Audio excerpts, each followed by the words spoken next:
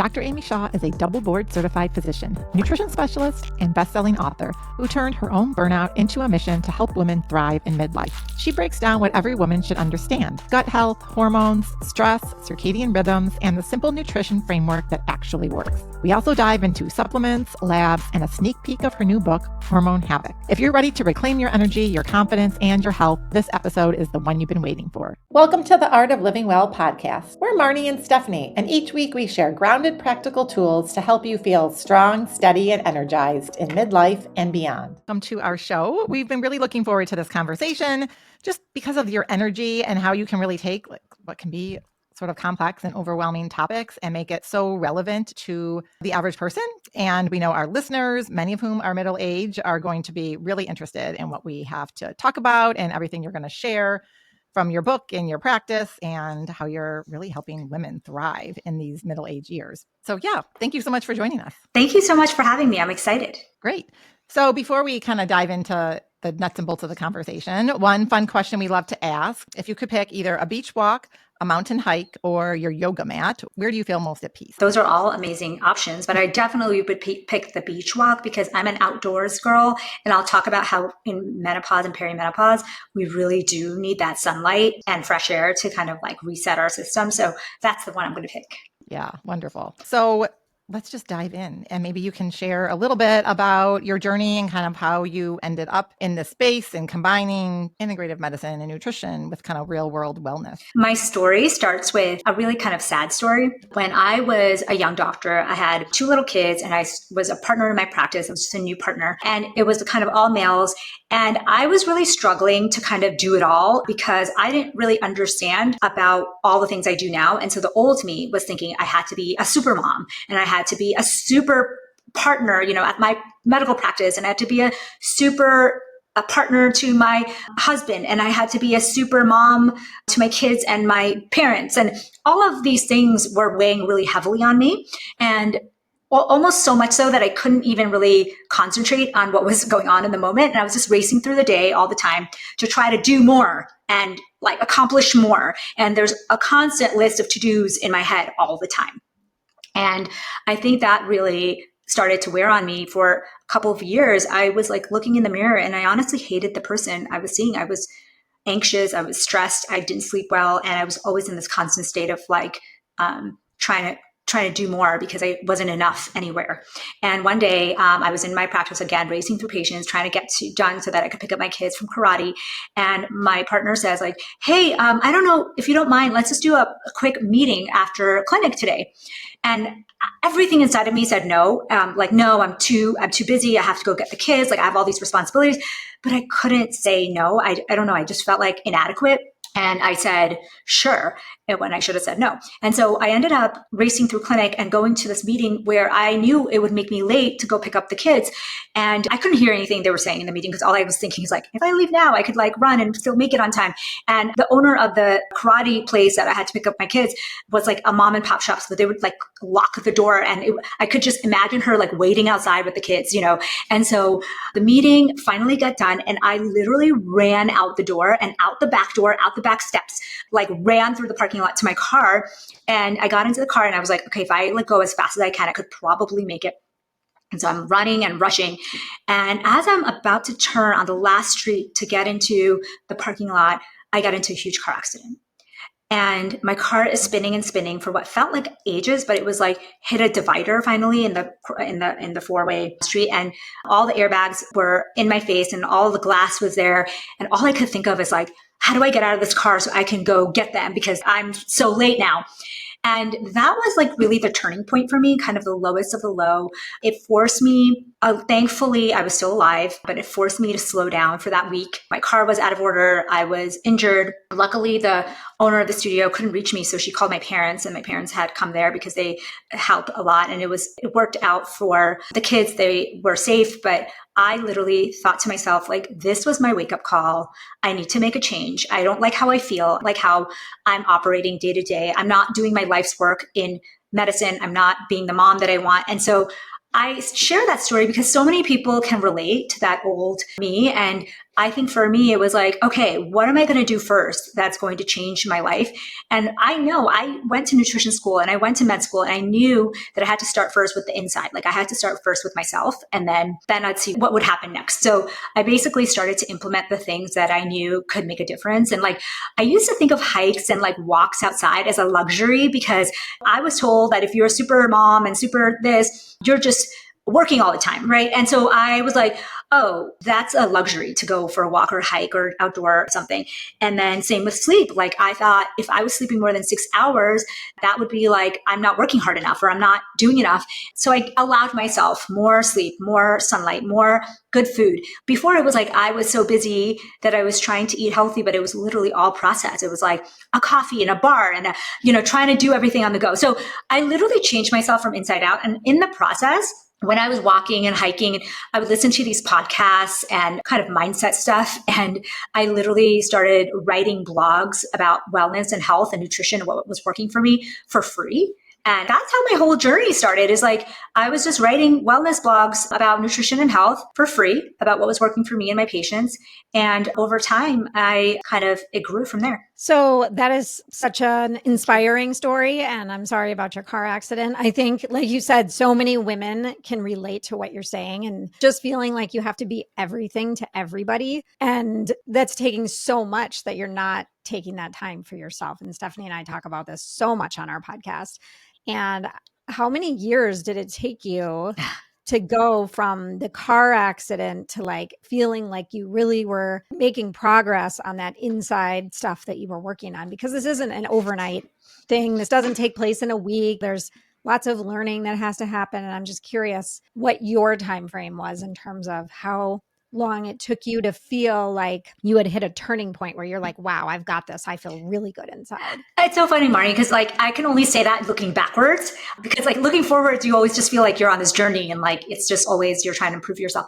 But honestly, I would say it happened very fast, because here's the thing. Now I know the science, like your gut can change within 3 days. So I remember that like first week of like healthy eating and getting sunlight and sleep, like I literally felt like a new person. Like at the end of the week, I was like, wow, this is like transformational. I honestly felt like it was like a vacation or a cortisol reset kind of feeling for me. And then that's when you start to get better ideas, right? Like it was on my hikes, my first few months, where I started to be like, you know what I should do? I should just start writing about my experience, because, one day I could share it in a book, maybe when the kids go to college. I don't know. It was like, maybe it's something. And so it was really quick, but very gradual, because first kind of feel more rested and alive. And then I started to see things in my life that were like not good, people that I shouldn't spend time with, people I shouldn't listen to, and then things I should be doing. And so that kind of all started happening after I started to take care of my insides. I mean, this is just so powerful. And like Marnie said, we know a lot of people, including us, can relate to it. So kind of thinking, talking to our listeners here, what the average middle-aged woman that's in a similar spiral maybe that you were, what do you wish they understood earlier? And just about their bodies and how they actually work. Like you said, now I know the science. So yeah. And I think that inside, what you input creates your output. I think that was so profound to me, because I was thinking that to be successful, I had to kind of skimp on all the things I knew that could nourish me. And now I realize that that's the worst message we can give moms and to women in general, is like skimp on everything, sleep and nutrition and stress. And you should always be like actively doing something for someone else. And that's the way to be successful. And that's absolutely the opposite. And so knowing that by actually allowing yourself to give yourself good inputs and recharge, you actually can be a better X, Y, and Z. That's so true. This episode is brought to you by Good Health Saunas, your key to relaxation, rejuvenation, and better health. If you want to feel better in your body every single day, infrared sauna therapy is a powerful tool. It supports detoxification, immune health, muscle recovery, better sleep, and even healthier looking skin. And honestly, it just feels incredible. I absolutely love my Good Health Sauna and use it regularly. My husband does as well. It's become a part of our weekly routine, especially after our workouts or long days when we just need to rest and unwind. Good Health Saunas offers a commercial-grade infrared sauna with a lifetime warranty and exceptional customer service. Their team walks you through everything from selection to installation, making the process simple and seamless. You can visit their stores at the Mall of America in Minnesota or in Appleton and Waukesha, Wisconsin. Head to goodhealthsaunas.com and mention the Art of Living Well podcast for your exclusive discount. A lot of women right now, as we know, are in perimenopause or menopause. And it's a really tough time for people, and they're feeling overwhelmed and lost, and they're getting bombarded with so much information. And I'm just wondering with you, like, what is the most common misunderstanding you see with women in their 40s and 50s going through perimenopause around that topic or around their hormones? Yeah, a couple things. Number one is that menopause happens in your 50s. And I think that's the biggest misconception because it starts in your 30s, late 30s, all the way into your 50s. It's gradual. It's not like one day you wake up and you're in menopause. A second thing is that there's nothing you can be doing before you reach menopause, meaning that most people think that in perimenopause, like until you get hot flashes or night sweats and you get on hormone therapy, that's like the only option here. And what I want to tell people, and that's why I wrote Hormone Havoc, my new book, is that there's a lot that we could be doing through nutrition and lifestyle that comes way before you're going to go and get your hormones. And yes, goes hand in hand, but I feel like the conversation, I love that we're talking about menopause and perimenopause, but we need to actually understand that very early. And I would say as early as your 30s, probably even before, you can prep your body for it. You should be starting to change the way you eat and live so that you can support the changing body. Yeah. How do you get your young adults to do that? Yeah. That's a whole other book. Well, it's so funny because all the people on my team are really young and they always tell me, they're like, we love to hear about perimenopause because we want to know what to eat now, do what we should do to like not have a terrible experience. And so I think it's like actually really is hitting the younger population. Well, and part of it is even well before you're in those years, women have cycles. And even if you're experiencing really bad hormonal symptoms, right? A lot of the same practices that you can do to manage your monthly cycle are the same ones or very similar of what you're going to want to do when you're in perimenopause, right? That's absolutely right. Like your late luteal phase, the week before your period, looks a lot like perimenopause. Yeah. So maybe we can talk a little bit about like gut inflammation with respect to midlife as well, because we've talked a bit about hormones on this show and we want to kind of continue to dive into that today. But that intersect, because people kind of talk about gut health, and I feel like most people out there have heard of it and know at least one thing maybe they could be doing, but there's not a disconnect. And I think sometimes people think gut health, like, oh, that's just like your digestion. And do I get bloated after I eat, or do I have issues, with more just digestion? But maybe you can talk a little bit about the linkage. That's absolutely, you hit the nail on the head, Stephanie. It's not just about digestion. I think I always thought of gut as like bloating, digestion, that kind of thing. And honestly, that is the biggest like lever to improving your hormones and your brain health and your muscle health. And I think that if you understand that the gut microbiome, this like trillions of bacteria and viruses and all these organisms in your gut have more to do with your brain health and your hormone health than even your own cells, it just kind of puts into perspective like how important it is to like foster that community so that it's healthy and it's speaking to your brain and your hormones and your immune system in the right way. And so when I was in fellowship, so one of the things we do after training in medicine, you can do a super specialization. And so I did that in immunology. And when I was at Columbia, all of the research articles we were reading and analyzing were talking about how the hormones and the gut talk to each other, and the gut talks to the immune system, and the gut talks to the brain. And I thought to myself, like, that's weird. We like never talk about this in society. Like we never talk about how the gut is actually the central communicator. It's like the super mom. It's the one that's like calling everything, keeping everything on track, really is the master regulator of our body. We always think of that as the brain. And so I thought that was super, super interesting. And as I started to go through my own journey and my journey with my patients, I was like, oh, that's interesting. As you improve your gut, you automatically start to notice your hormones get better. That makes sense because your gut is the master communicator here. Your mental health starts to get better. And so that's really how it's all connected. So when you see gut inflammation in patients in midlife or women in midlife, how do you address that with them? What do you suggest that they do? Yeah, great question, Marnie. So there is a framework that I've created. So let me set the stage. There is no framework in medicine that is given to patients around nutrition, not in midlife and not any time of your life. So there is not actually, like people say eat healthy, but like, what does that even mean? Like, what do you mean by eat healthy? Mm-hmm. And obviously the food pyramid is completely like misleading, right? So we have a problem here. So what I did is I looked at all the research. I looked at everything that we know about women, about perimenopause, about gut health, hormones at this time. And I created an easy framework to have as your goal. So your goals would be 30-33. That's the framework.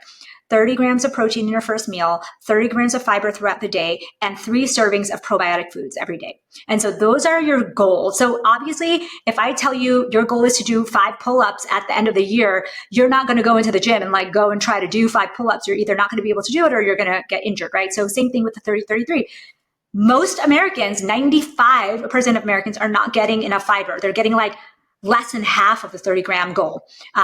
And they're not eating any probiotic foods. So getting 3 servings is a lot, and the protein thing, we've talked about it probably ad nauseum, but getting protein is something that should be a priority in midlife. And most people struggle with that part too. So the 30-33 is really to give you a framework to work towards. 30 grams of protein in your first meal is probably the easiest one to accomplish since we have so much conversation around protein.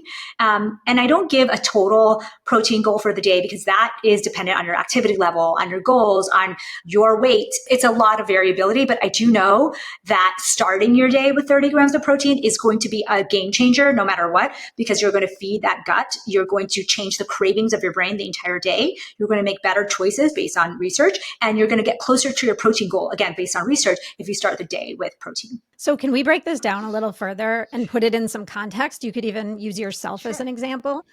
How do you get that each day? What are some examples of foods that you like to eat to get the 30-33? Love this. Okay. I don't usually start with a huge meal first thing in the morning. I like to kind of do a circadian fast. So what a circadian fast is that we were literally built to not eat too much late at night and not just roll out of bed and have a huge breakfast. Our circadian biology shows that around 2 to 3 hours before bed, our body kind of shuts down digestion and your insulin production, and you go into kind of repair mode. And you really want to allow that to get to your optimal health. And so I may start out with a late breakfast, maybe 10 a.m. or something. And I would have like an egg scramble with veggies and maybe a little bit of probiotic cottage cheese on the side. That's 30 grams of protein. And I got 1 serving of probiotic foods right there, and also fiber from the vegetables. So you're like well on your way if you start with that. And then for lunch, I might have a salad with the protein on top. And then I might use some apple cider vinegar as my dressing or add it to my salad or my water. That's your second serving of probiotic foods. And you got the salad. If you want to add berries on the side, that's great fiber. Avocado is a great fiber source. So adding that, and then a protein source like chicken, eggs, whatever, black beans, tofu, whatever protein source you want. And then in the evening, you're going to have another kind of high fiber meal, which means like maybe it's a broccoli stir fry or maybe it's a veggie stir fry. Again, those vegetables really add up and give you your fiber. And maybe you even have like chia seeds and yogurt as a snack. And that's another source of really great fiber. And the yogurt gives you your third probiotic food. And so you're done for the day. And then if you want to have more to snack on, whatever, like you can do that. But like you just created not so difficult, not so crazy, that 30-33 day. Okay, you just made that so simple for everyone. I mean, all those foods are, they're delicious. And now I'm hungry because it's lunchtime when we're recording this. But I think people can do that. Like you said, start slowly. Don't go adding all 3 at once. Buy 1 new probiotic-rich food at the grocery store the next time you go, right? What do you see in your practice or just in, talking with people or the research you've done for all your books is one habit that many women are doing that they think is helping them, but it's really holding them back just because of all the messages out there, especially kind of like right now where we're at? Okay, the one thing, and I did this all the time, so I don't blame anybody for doing this, is skipping meals all day long, thinking that you are doing something good for yourself. And what ends up happening every single time, and happens to so many people I know that I work with, you skip breakfast, maybe you have just coffee, and maybe you skip lunch, and then like at 1 or 2 or 3, you're so ravenous that you would eat anything that came in front of you. And that basically creates a perfect scenario for really bad habits, drive-throughs or like bad. And that's what used to happen to me at the clinic every single day. Like I would think that I was doing a great job, like, oh, I'm fasting all day. And then I would end up making like the worst choice when I was actually really starving, because at that point you don't even care. You just want to have something fast. And usually you're looking for that high glycemic index like food. And so I see people doing this all the time. And when we look at the literature, that actually bears out. The people that really just inadvertently kind of skip meals, they end up eating poor choices in the end of the day. And they're often hangry. Yes, hangry. And I have 2 things to say about that. As one, we're recording this right before the holidays, and I see that's quite a bit happening before people are going to a holiday party because they know they're going to maybe indulge a bit. And so they do skip meals. And Marnie and I actually, years ago, we had this whole kind of 10 tips, and one of them was eat a protein, kind of high fiber rich meal or snack, light meal before you go so that you're not starving. But like the last thing to do is to go to one of these events, or celebrations. Absolutely. It's the same exact scenario of skipping your meals and going to work. It's like by the time you get to the party, you don't really care what you're eating. You just want to eat something or drink something. And that just sets you up for kind of a cascade of bad choices for the rest of the day. Spring is the perfect time for a reset, and our next Vitality Reboot starts May 3rd. If your body's been feeling sluggish, inflamed, or just off track, this is a simple and supportive way to boost your energy, reduce cravings, and get your digestion back on track without extremes. We focus on real food, liver support, balanced blood sugar, and nervous system regulation so that you can feel clear, steady, and energized again. It's perfect after a vacation or before a trip to help your body stay balanced while you're away. Can't join live? Our Do It Anytime version is available year-round. So head on over to the show notes and join us today. Let's step into spring feeling strong and energized. And I have another question for you, and this kind of pivots a little bit. But with GLP-1s, what I've seen in talking to people and talking to some of my clients is because they're not hungry on the GLP-1s, they are skipping breakfast naturally, but then they do get hungry at that same time. So do you have any advice or thoughts specifically for people that are on GLP-1s? What do you mean they're not hungry, but then they do get hungry? Well, I mean, ultimately they do end up eating, but they don't always make good choices about what they're eating. Yeah, one of the biggest problems actually with GLP-1s is that people just stop eating their protein and fiber and like micronutrients, meaning like all the good blueberries and all the things that are good for your gut. And you end up losing weight, but you end up losing a lot of muscle mass and you end up having poorer gut health because you're not eating the right foods. And so it makes it very important if you're on a GLP-1 to really prioritize getting those high nutrient dense foods, high fiber, high protein, high phytonutrient foods in the small amount of food that you do eat, because it's really easy not to eat anything and then have some chips and cookies at the end of the day and still lose Which weight. I think a lot of people are doing. Yeah. They're going on these GLP-1s and they're Yes. thinking it's a free pass to eat all the crap in the world, when in fact, if you are going to go on one, you need to be weightlifting and you need to eat a lot of protein and your fiber and all, drinking water and all the things that we need to have a healthy lifestyle. That this isn't a free pass to just lose weight. That's absolutely true. In fact, we have patients that lose weight, but they're still unhappy with their bodies because they're not strong. They're not, they're now loose skin. They're dealing with still a belly, even though they're smaller in weight, so that's like you said, it's not a shortcut. I guess that's like the right way to think about it. And it just reminds me of the diets of the 80s and 90s, where the cabbage soup diet and the 8CG diet, and you saw all these people losing all this weight and like doing it in the wrong way. And it's always going to come back to like haunt you. Right. Not to mention the brittle bones you can get from losing all that muscle mass. Yes. And we could go on, right? Yeah. So can we pivot a little bit and talk about your book that's coming out in February, Hormone Havoc, which we're very excited to read. Can you give our listeners a preview of like the central idea or the problem that you are addressing in this book and your philosophy on it? Yeah, I love that. Thank you. I actually have my galley copy here that's not out yet, but here's the thing. Hormone Havoc I wrote because we don't have a science-backed protocol. Like we don't have, like I told you, there's no nutrition framework. There's no exercise guidance. It's like people are not even told anything. 80% of people feel like they wanted more guidance around diet and lifestyle, but they never got it from their doctor. And so I thought to myself, like, what are the basic things like that 30-33 that I could tell people that, hey, like, here's like a great framework for you to start with nutrition. And then here's a great framework to how to think through the exercise that's going to help you based on the science that we know. What it basically, very, very simple things that I didn't, wellness has become this like insane thing with the weighted vest and the face red light mask. And we're like holding 50 supplements. And like, I didn't want to make it like that. We love all of that. I'm on a walking pad right now. So I am like that. It's literally that kind of scenario. But the thing is, we need to know what is like essential to be doing and what is nice to have. Like, do I need 25 supplements? Are there like only 5 that have science behind them? Like, yes, the latter is true. So to give people kind of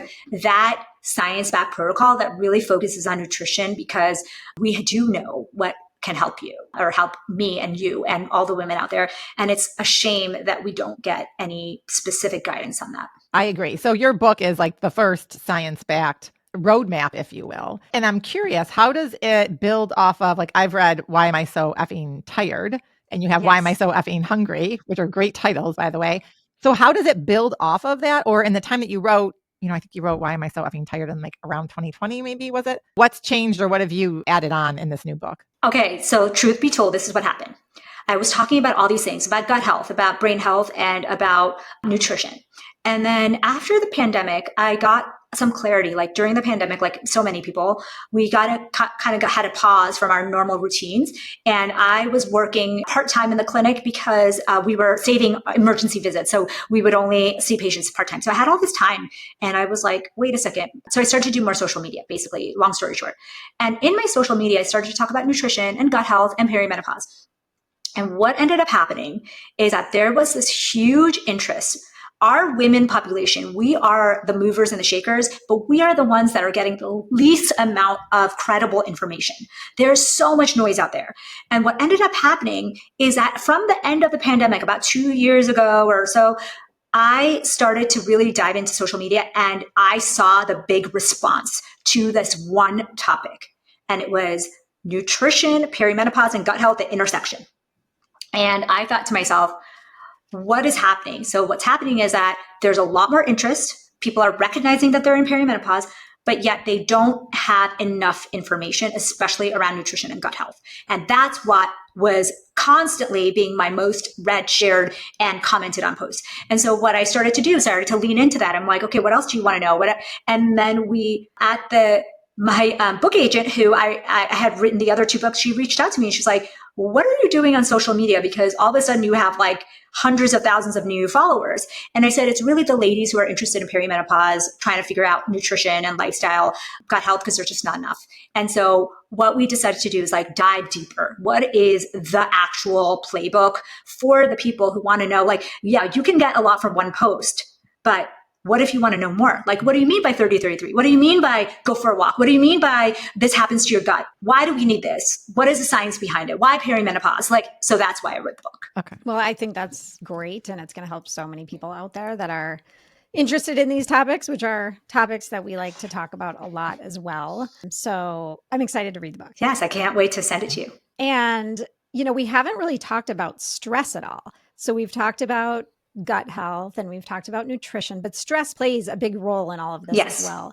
What is the connection and how do you address this with your patients? Oh my gosh, women are suffering so much with stress-related disorders. I mean, on markedly more than our male counterparts and markedly more in perimenopause. What happens is when we're kind of going on this hormonal roller coaster, so perimenopause is basically like, not only are your hormones going down, they're not going down like in a very smooth pattern. They're going up and down and kind of trending downwards. And so some months we're like way all over the place. And so what ends up happening is that our tolerance for things becomes much lower, not only emotionally, but also physically. So what I mean is we may not be able to tolerate a lack of sleep for a week in a row. And like when we're in our teens and 20s, like you didn't get enough sleep, you just had more coffee and like you just got, whatever. And like you might not be able to do things like the emotional stressors that used to kind of annoy you now put you at your breaking point. Right. And so it's because our hormones play such a big part of our nervous system and our cortisol levels. And we do see that changes and that decreases as our tolerance just decreases during this time. And so one of the things that people will say is like, you don't take shit anymore from people like you used to, right? Because you used to be like, and there's this comedian, Wanda Sykes or something. And she's like, women before perimenopause, like you'll walk through the grocery store and someone will hit you with their cart and you'll be like, I'm so sorry. Like I was in the way. And then when you're in menopause, you're just like, what the hell? You actually speak up for yourself and you actually don't tolerate. Like tolerating stress is not always a good thing, right? It's something that we have estrogen in us that makes us like more of the nurturing and soft like personalities often. And so that is how stress kind of plays into it. And again, like we alluded to before, it's almost like that late luteal phase, that week before your period, you get a preview into a little bit of that stress intolerance. And so this is a time where you need more recovery. You need to have maybe a day off of your HIIT workout. You need to have a little bit more sleep. Maybe you need to have a little more time to decompress. So we need a little more time to build back up that hormonal reserve after a stressful event. I also see so many women that are just struggling with this and really struggling to prioritize themselves. So they know they need it, They know they have high levels of stress. What tips or suggestions would you have for someone who is working mom, managing kids in a household, and maybe has other stress going on, parents, etc.? Like, what's one thing they can just start doing today to help reduce that stress unapologetically too? I'm smiling because a woman came up to me at the airport yesterday and she said to me, "Oh my God, Dr. Amy, like I follow you and I'm in perimenopause. And I have to tell you that I'm doing my circadian rhythm management and I'm like syncing my circadian rhythms. And my husband wants to do these things late at night." And I said, "No, I'm working on my circadian rhythms." And I said to her, like, I actually think that's the one that makes the biggest difference the fastest when it comes to stress. Like really saying, no, I got to go to bed early. And in the morning, I'm going to maybe get a little bit of sunlight or do a nature walk or get, even if it's a couple minutes to reset that circadian rhythm. The circadian rhythm management, that I think can make a huge difference, even if you have a very busy life. I love that. And Marnie and I could not agree more. And we both have husbands that stay up later. And I mean, it's been years. And I'm just like, yeah, I'm going to bed. I mean, my family knows, the kids know. And you wake up a different person and you're less stressed and able to tolerate more for the day. And I'm a morning person. I like early morning. I like the morning. Yes. I like when the sun is rising. I like getting movement in right away. Like I feel really good starting my day out that way. If I'm sleeping in and sluggish, like I don't like that feeling. No, but I would say the number of people, and I hear this from clients, that literally wake up and almost roll out of bed and start their day, work. And they walk 10 steps to their computer and start their day. You're right. I was that person. So when my old self, the pre-accident, I would wait till the last possible second and my alarm would be blaring and I would jump out of bed, brush my teeth, do that little bit of makeup and then rush out the door. Because if I didn't leave that minute, I would be late. And it was like, there was no downtime. There was no sunlight. There was no walk, nothing like that.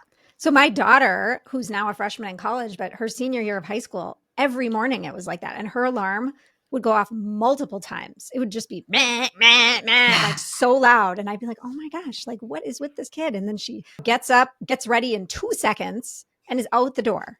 That was me all through high school. Yeah.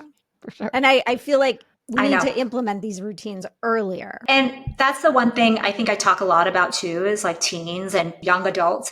They're not getting enough sunlight. They're not getting enough sleep. None of them are. It's like 80%. They're not getting enough protein. They're eating the most amount of ultra processed food, like in terms of age groups, because, that's the age where you have independence and you're kind of don't really care that you're going through the drive-through and you're not really looking at ingredients as much, most kids. Yeah. Right. And so I always say as a parent who's struggling to implement some of this on their own, right? Like you're 30, 33. If you have kids in the house, you are setting an example for them. So whether they're going to jump on board, because if you have teens, it's kind of hard to get them to start maybe eating some of the probiotic rich foods right away. But just know you are modeling this good behavior. You're taking care of yourself so that you can show up as the best person for your loved ones, your family, your work colleagues, whoever. It's so important. I mean, I kind of go back to the analogy or what the airlines tell you, right? Put on your own oxygen mask first. And I know that is overused right now, but it's just so relevant. And then maybe your kids and your teens will jump on board and at least they'll be knowledgeable of these things as they get older. And changing the conversation, the paradigm around what it means to be a woman, a working woman or a mom. Or I think I have heard someone say to me straight to my face that it was selfish to go work out or have my time to work on my nutrition or health, because that's a kind of a selfish act. And I thought to myself, wow, she's so wrong. But we really just need to change the conversation. She's the old me and I can't be mad at that, because that's how it's the concept of if you're not doing everything for everybody else, you're not enough. And that's just wrong. Mm-hmm. And everybody's on their own journey, right? And she's just in a different place than you are, or we are right now. And hopefully as she continues down her path, she'll figure it out. That's right. So can we go back? You mentioned circadian fasting, and there's so much out there about intermittent fasting. It is good for women. It's not good for women. It's not good for women in midlife. There's a lot of mixed messages out there. Curious on what your point of view is. Now, just give you some background. Stephanie and I very much believe in bio-individuality, and what's good for one person may not be good for somebody else, but very curious on if you could just dive into that for a minute. And that's something I talk a lot about in Hormone Havoc too, because it's also not only is it bio-individual, it's also depends on the day, right? And what part of your cycle you're in. Some days you'll wake up, especially when you're in your late luteal phase, and you need breakfast. You're going to want to eat right away.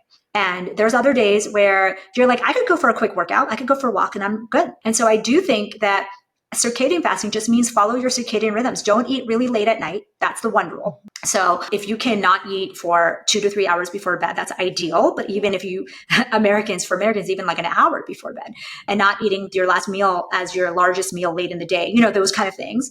And then in the morning, that's up to you. So if you, even a 12-hour fast is still so much better than what the typical American's doing. So even if you do the 7 to 7 fast, 7 p.m. to 7 a.m., that's great. If you do 7 p.m. to 9 a.m., great, 14 hours, you don't need to be pushing yourself. So I would say 12 to 14, 15 hours is all you really need to improve that circadian biology. And so our body uses light as input to know what time of day it is, and also uses food to input. So when you're eating at like really weird overnight times, like a lot of these teens, like before Uber Eats, and we couldn't do that. But now, refrigerators, microwaves, meals, and you can have a humongous meal at midnight. Like that's the thing that you want to stay away from. And honestly, I thought I was doing such a great job. But when I actually started to clean this up, I saw a huge difference in my health. That early dinner is a game changer. Mm-hmm. Well, I think it really impacts your sleep, that and alcohol.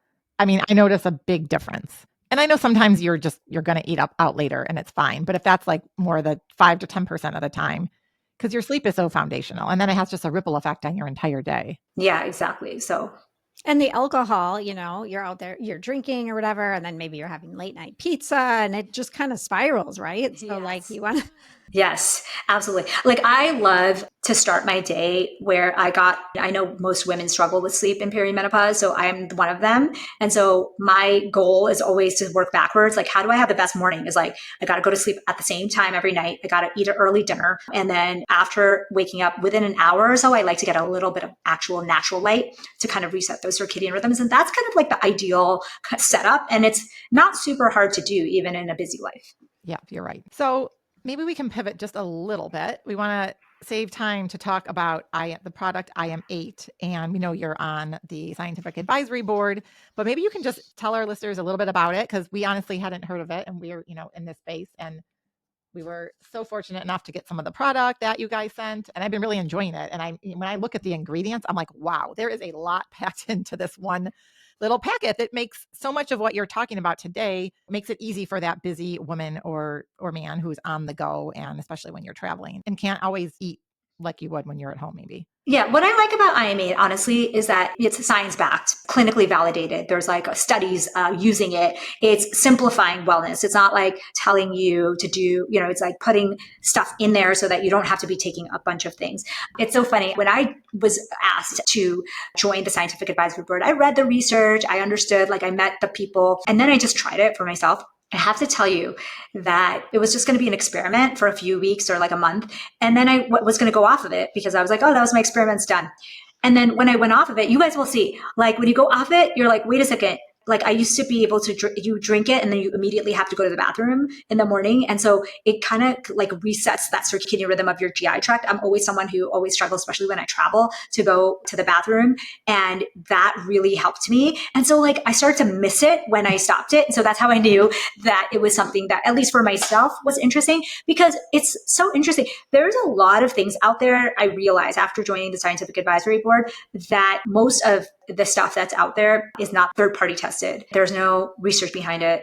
There's nobody kind of like checking if things are working the way they're supposed to. And so we end up buying a whole bunch of like crap.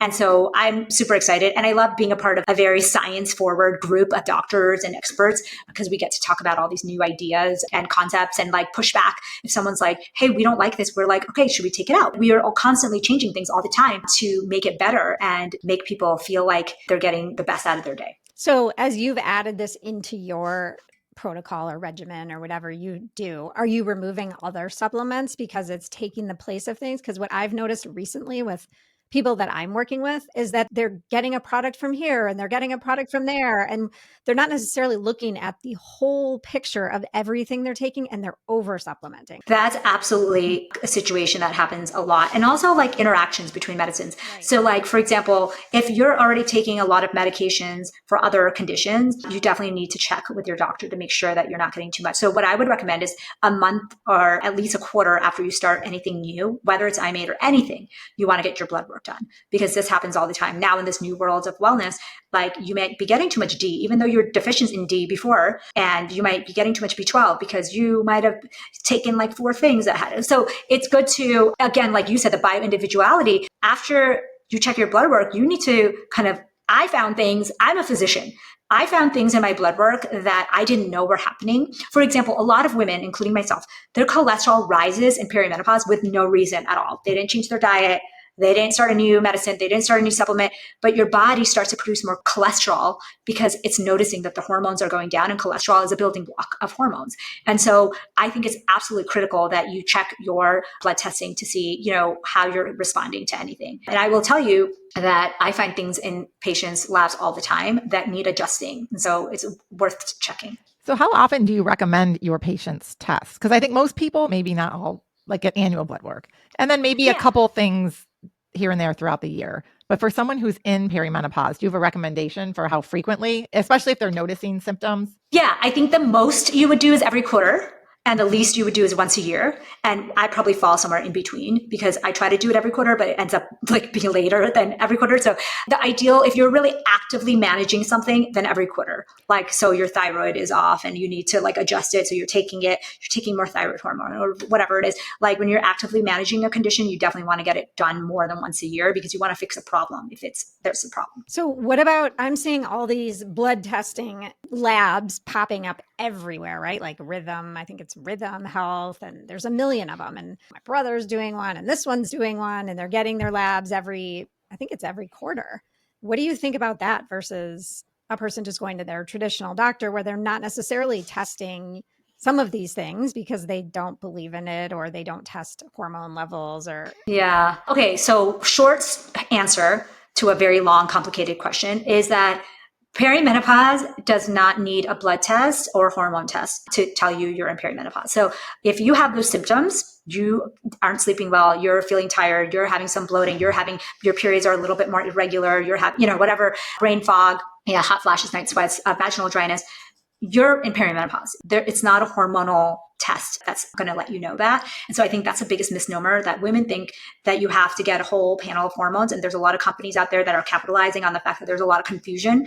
And so I think, yes, get testing, but no, it doesn't have to be a full panel of hormones to tell you you're in perimenopause. You might get a full panel of testing because you want to check your vitamin D levels and you want to check cholesterol levels and you want to check your thyroid and make sure like your fatigue's not coming from there, because there's a lot of causes of fatigue. So what about your FSH though? I had always understood that was an indicator of menopause or of where you were. Yeah. So if you're post-menopause, that will tell you. Menopause is honestly defined as 1 year without periods. So that the definition is not through labs actually. Right. Okay. That's so interesting. There is a lot of misinformation about that out there. And so if a person isn't having all of those symptoms, like I'm going to use myself as an example, 52 years old, getting a period irregularly. It's not happening once a month, but I'm not having hot flashes. I'm not having brain fog, occasional mood swings, I would say.